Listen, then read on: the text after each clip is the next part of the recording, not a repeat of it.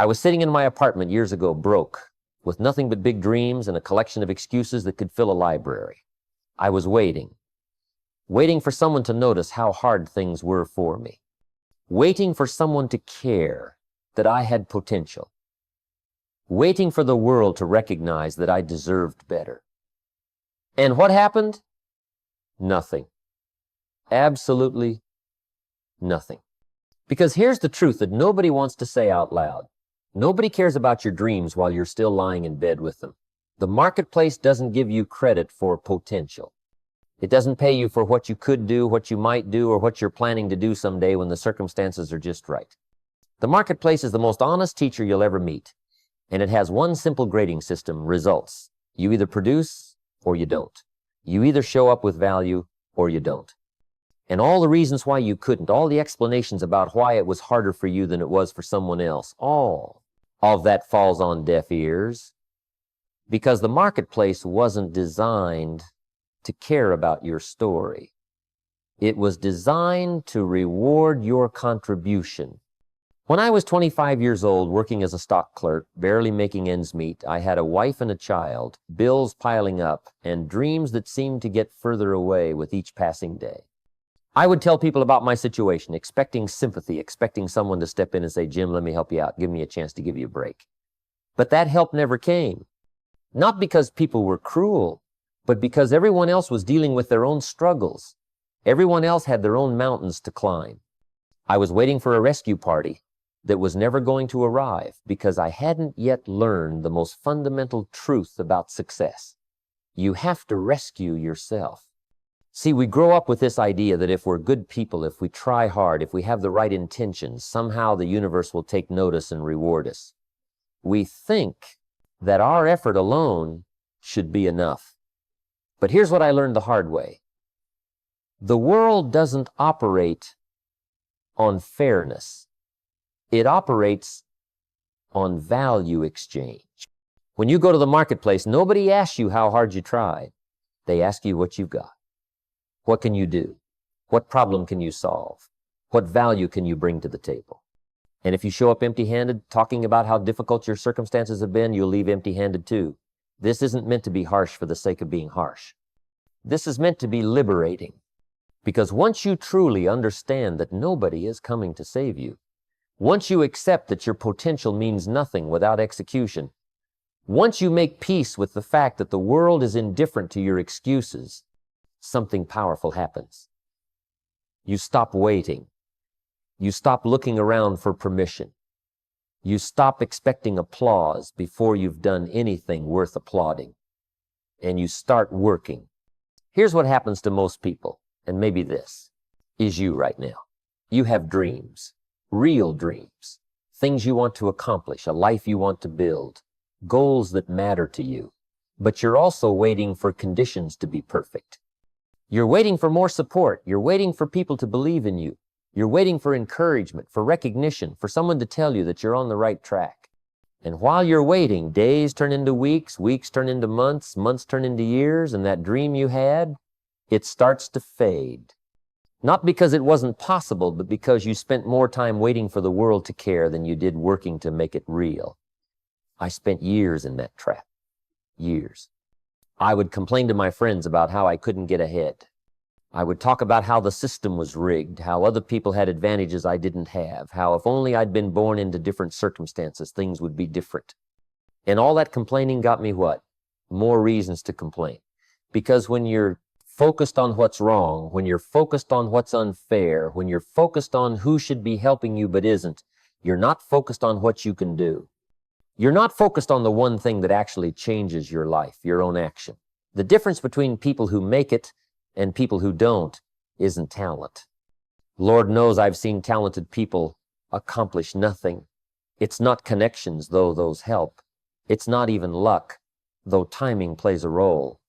The difference is this: successful people stopped waiting for the world to care about their dreams and started making their dreams so real, so tangible, so undeniable that the world had no choice but to take notice. They understood that recognition is a result, not a requirement. You don't need people to believe in you before you start. You need to start, and then your results will make believers out of people. Your family loves you. Your friends care about you. The people close to you want to see you succeed, but here's what you need to understand. Their love doesn't change the marketplace. Their support doesn't make you more skilled. Their encouragement doesn't make you more disciplined. Those things are wonderful, and you should be grateful for them, but they're not substitutes for the work. The marketplace doesn't care if you come from a loving family or a broken one. It doesn't care if people are cheering for you or betting against you. It only cares about what you bring to the transaction. I had to learn this truth when I was dead broke, sitting in my car, looking at my bank account with tears in my eyes. Nobody was going to pay my bills out of sympathy. Nobody was going to give me a job I hadn't earned out of pity. Nobody was going to hand me success because I was a nice guy with good intentions. I had a choice to make, and it's the same choice you have to make right now.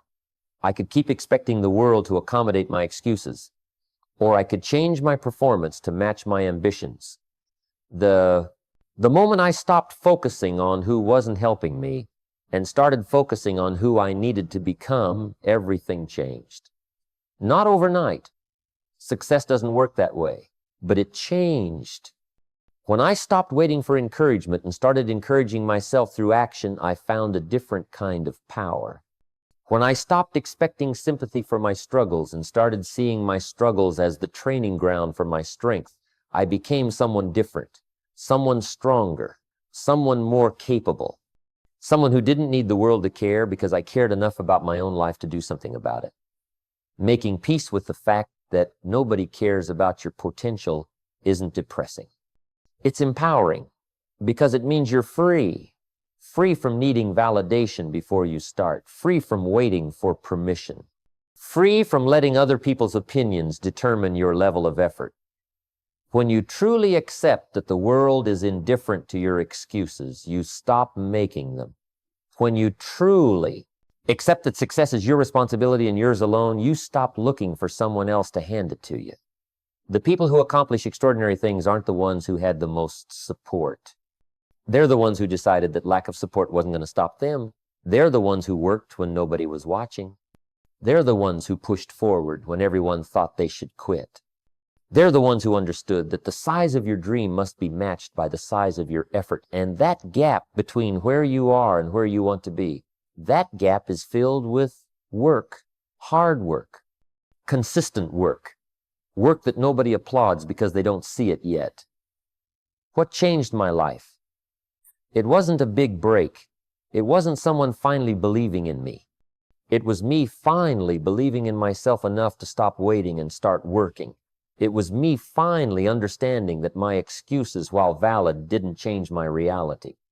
It was me finally accepting that if my life was going to change, I was going to have to be the one to change it. Nobody else was coming. Nobody else was going to care as much as I needed to care.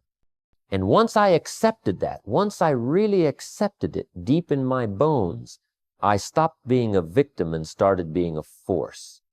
So here's what I'm telling you right now. Stop waiting for the world to care about your dreams. Stop expecting sympathy for your struggles. Stop looking for someone to give you permission to pursue what matters to you. The world isn't designed to care. It's designed to reward value. And the sooner you accept that, the sooner you can get to work creating that value. The sooner you can stop complaining about what you don't have and start building with what you do have. The sooner you can stop being someone with potential and start being someone with results. There's something I need to tell you about work, and it's going to sound simple, but don't let the simplicity fool you. Work is the great equalizer. I've watched it happen over and over again throughout my life. I've seen people with average talent and extraordinary work ethic surpass people with extraordinary talent and average work ethic every single time, without exception. The marketplace doesn't care how naturally gifted you are if you're not willing to put in the hours, the effort, the sweat that success demands. I remember there was this guy I knew early in my career, brilliant mind, could sell ice to an Eskimo, as they say, had charisma, had the gift of gab, had everything going for him. But he had this belief that his talent was enough. He'd show up when he felt like it, put in effort when the mood struck him, coast on his natural abilities. And for a while it worked. He'd make a big sale, get some recognition, feel validated, but over time I watched him plateau. Then I watched him decline. Then I watched him become bitter, blaming the company, blaming the economy, blaming everything except the one thing that was actually the problem, his unwillingness to work. Meanwhile, there was another person in that same office, didn't have half the natural talent, struggled with presentations, had to work twice as hard to close half the deals. But this person showed up every single day, early, stayed late, made the calls nobody else wanted to make, studied when everyone else was relaxing, practiced when everyone else said they were good enough. And 5 years later, that person owned their own business while the talented guy was still making excuses about why things hadn't worked out for him. Talent is a gift. Work ethic is a choice. And the beautiful thing about work ethic is that it's the one variable in your success equation that you control completely. You can't control how smart you are. You can't control what family you were born into. You can't control the economy or the market conditions or what your competition is doing. But you can control whether you show up today. You can control whether you give your best effort. You can control whether you do what you said you were going to do, when you said you were going to do it, the way you said you were going to do it. The mathematics of success are actually pretty straightforward when you break them down.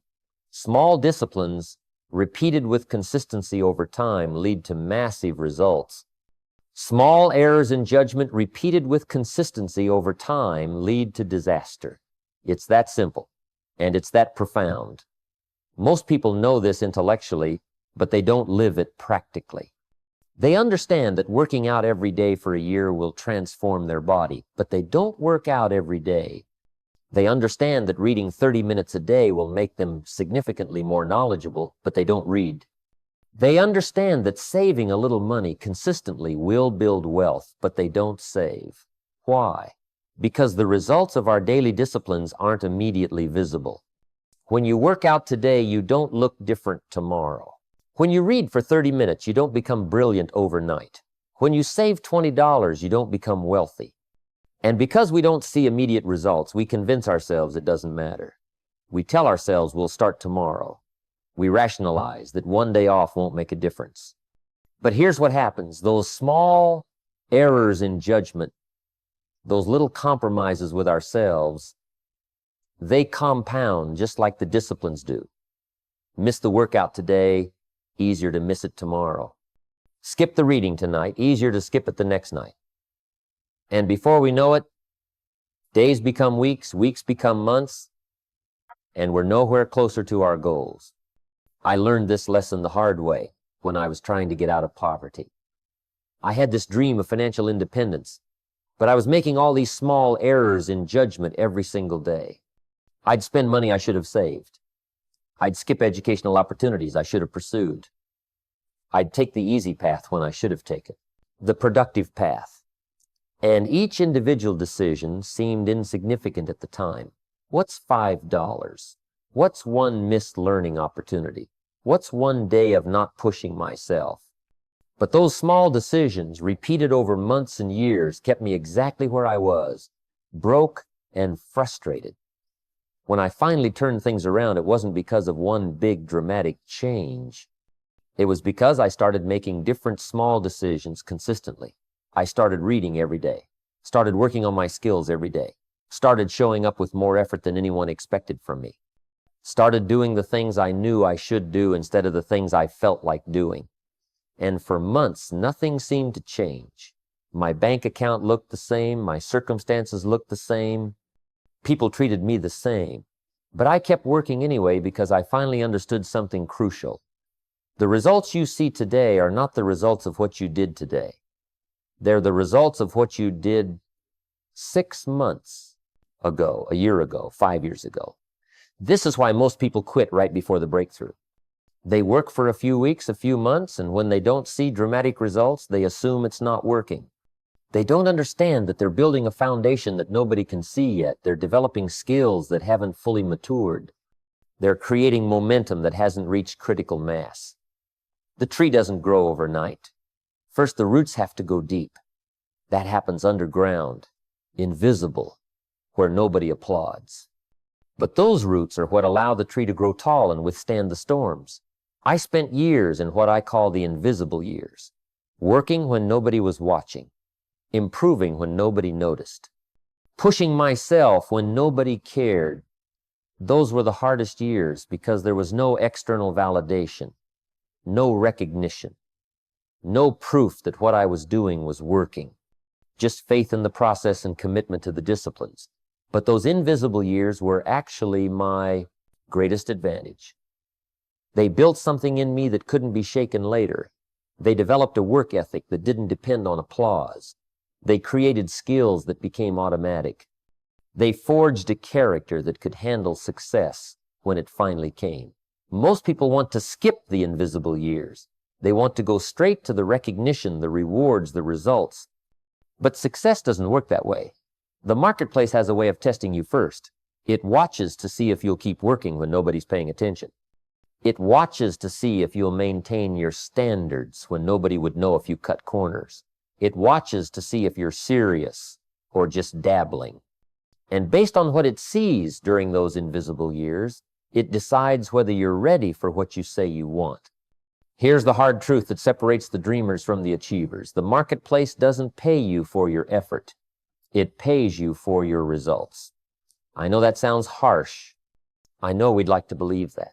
Trying hard is enough. But the person who pays you for your services doesn't care how many hours you worked if the outcome isn't what they needed. They don't care how difficult it was for you if the solution doesn't solve their problem. They care about results, period. This doesn't mean effort doesn't matter. Effort is everything. But effort must be directed toward producing results, not just creating activity. There's a massive difference between being busy and being productive. I've seen people work 12-hour days and accomplish nothing of real value. I've seen other people work focused 4-hour days and change the world. The difference isn't the time invested. It's the results produced. When I was struggling, I was busy all the time, running around, putting out fires, dealing with crises, feeling exhausted at the end of every day. But when I looked at what I actually accomplished, what I actually produced, that moved me toward my goals, the answer was often very little. I was confusing motion with progress. I was confusing effort with effectiveness. The day I learned to measure myself by outcomes instead of intentions, everything shifted. I stopped asking, did I try hard? And started asking, did I produce results? That one question changed how I spent my time, how I prioritized my activities, how I evaluated my performance. Results are your report card from the marketplace. They're the truth teller that cuts through all your excuses and explanations. You can tell yourself stories about why things didn't work out. You can blame circumstances, other people, bad timing, but at the end of the day, results don't lie. Either you did it or you didn't. Either you created value or you didn't. Either you solved the problem or you didn't. And the marketplace rewards you accordingly. This is actually good news once you accept it, because it means success isn't mysterious. It isn't political.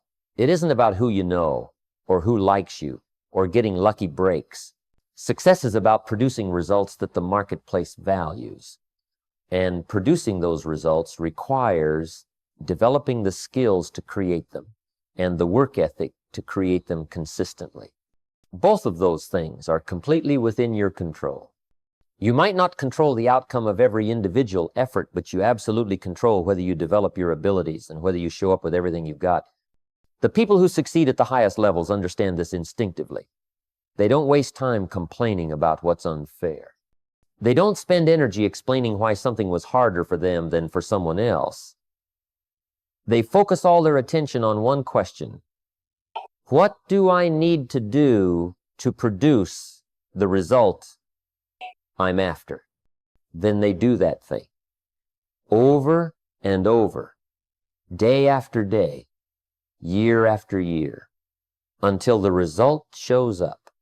And when it does, people call them lucky, overnight successes, naturally gifted.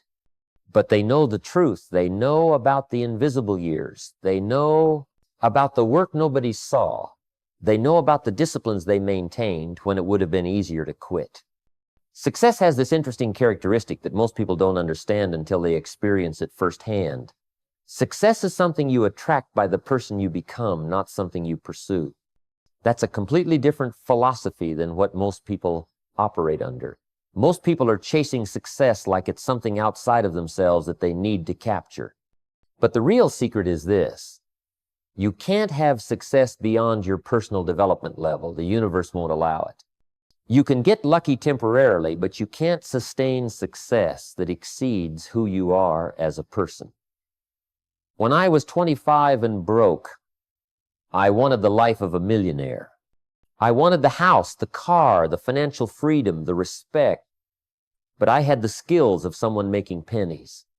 I had the discipline of someone who couldn't stick with anything. I had the knowledge of someone who hadn't cracked open a serious book in years. I had the work ethic of someone who was looking for shortcuts. And there was this massive gap between who I was and what I wanted. That gap was the problem. I couldn't become successful until I became someone different, someone better, someone worthy of the success I desired. This is the transformation that has to happen, and there's no way around it. You have to grow into your goals. Think about it this way. If someone handed you $1 million business tomorrow and you don't have $1 million skills, $1 million discipline, $1 million knowledge, what's going to happen? You'll lose it. The business will collapse. Not because the opportunity wasn't real, but because you weren't ready for it. The opportunity was bigger than your ability to handle it. I learned this lesson through some expensive mistakes. There were times in my life when I got opportunities I wasn't ready for. Money I wasn't prepared to manage. Responsibilities I wasn't equipped to handle. And every single time I struggled. Not because the opportunity was bad, but because I wasn't developed enough to maximize it. Each failure taught me the same lesson. I needed to work on myself more than I needed to work on my circumstances. I needed to become more before I could have more. So what does this transformation require? It requires growth in multiple areas simultaneously. Your skills have to improve. The things you're able to do, the problems you're able to solve, the value you're able to create, all of that has to increase. But it's not just skills. Your character has to develop. Your integrity, your reliability, your ability to keep your word even when it's inconvenient, your willingness to do the right thing even when nobody's watching. Character is what sustains success once you achieve it. Then there's discipline. The ability to do what needs to be done when it needs to be done, whether you feel like it or not. Discipline is the bridge between goals and accomplishment. Without it, you're just someone with wishes. With it, you become someone who makes things happen. I had to develop discipline in areas where I had none. Waking up early when I wanted to sleep in. Studying when I wanted to relax. Making difficult calls when I wanted to avoid confrontation. Each act of discipline was like making a deposit in a bank account that would pay dividends later. And wisdom, the kind of wisdom that comes from experience, from mistakes, from paying attention to life's lessons instead of ignoring them. Wisdom is knowing what to do next. It's pattern recognition. It's understanding human nature. It's seeing around corners, because you've been around enough corners to know what's usually there. You can't shortcut wisdom. You have to earn it through living, through failing, through observing, through thinking deeply about what you've experienced. Every failure I had was actually an education in disguise. The time I lost money on a bad investment taught me about due diligence. The time I trusted the wrong person taught me about discernment. The time I overextended myself taught me about balance. Each mistake was expensive, but the lessons were priceless if I was willing to learn them. The difference between people who repeat the same mistakes over and over and people who learn quickly isn't intelligence. It's willingness. Willingness to look honestly at what went wrong. Willingness to take responsibility instead of blame others. Willingness to extract the lesson and apply it going forward. This transformation process isn't comfortable. Growing never is. There were nights I wanted to quit, days when it seemed easier to stay who I was rather than become who I needed to be. But here's what kept me going. I realized that if I didn't change, nothing would change. My circumstances were simply a reflection of my current capabilities. Better circumstances required better capabilities. A better life required a better me. And while I couldn't control how fast the external results showed up, I could control how fast I developed myself. The beautiful thing about personal development is that once you have it, nobody can take it away from you.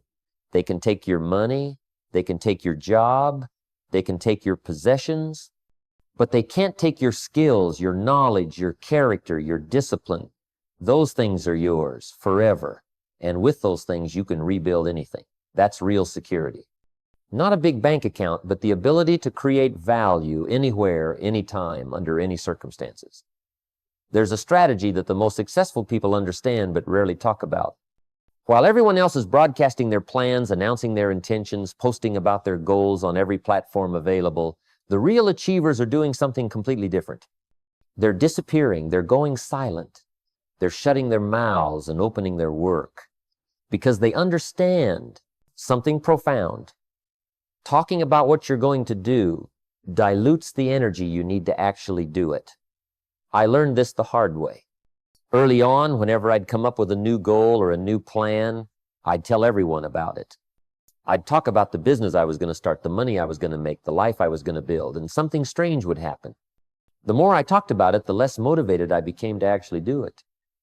It's like the act of talking gave me a false sense of accomplishment. I got the validation, the encouragement, the attention, all the rewards of success without actually having to do the work. My brain couldn't tell the difference between planning and doing. But there's something else that happens when you announce your plans prematurely. You invite opinions. You invite doubt. You invite people to tell you all the reasons why it won't work. And even if you don't let their skepticism stop you, it still takes energy to deal with it. Energy you could have been using to build. So the smartest move is to stop talking and start building in silence. Let your work speak. Let your results do the announcing. When you disappear into your work, something magical happens. Time becomes your ally instead of your enemy. While everyone else is busy explaining their plans, you're busy executing yours. While they're defending their ideas, you're refining your skills. While they're seeking approval, you're making progress. And then one day, you emerge with something real, something tangible, something undeniable. And the shock on people's faces is worth every moment of silence. The compound effect of consistency is the most underrated force in achievement. Most people dramatically overestimate what they can accomplish in a day and dramatically underestimate what they can accomplish in a year. They want massive results immediately, and when they don't get them, they quit. But success doesn't work on a daily timeline. It works on a cumulative timeline. Every day you show up, you're not just doing that day's work. You're building momentum. You're developing habits. You're creating patterns. You're becoming someone different. I remember the turning point in my own life. People thought it happened suddenly. One day I was struggling, the next day I was succeeding. But that's not how it actually went down. I had been working for years. Years of studying. Years of practicing. Years of failing and learning and trying again. Years of getting up early, staying up late, doing the things nobody saw. And then finally the results started to show up. And when they did, they showed up fast. All that accumulated effort compressed into what looked like overnight success to everyone watching. But I knew the truth. I knew about every morning I didn't want to get out of bed, but did anyway. I knew about every book I read when I could have watched television.